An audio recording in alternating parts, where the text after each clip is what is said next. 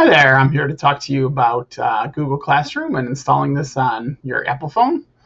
What you want to do is just kind of go right into the App Store, and I'm going to go pretty quickly through this since a lot of you already know this.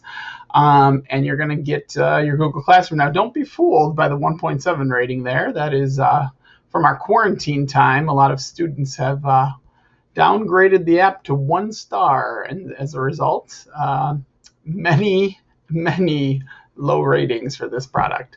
But it works pretty well. We're going to go ahead and install that. You should get a new icon on there. And you're going to go ahead and sign in, and you should be able to see your classes. Now, you may not need to sign in here if you've already got Gmail or some other programs installed on your computer. It might just go right in here. One thing I want to show you real quickly is something that you can do on your phone that you can't really do from the Chromebook. And that is, if you've got an assignment from your teacher, you can go ahead and click on that assignment. And you'll see that this says just that simple assignment, English homework number 1.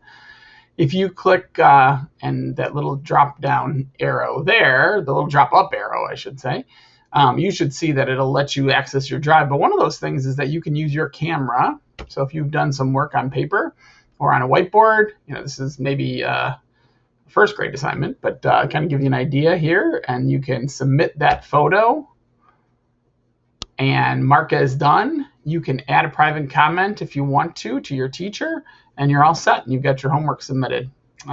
Just some food for thought of what you can do with this Google Classroom app. Hope that helps.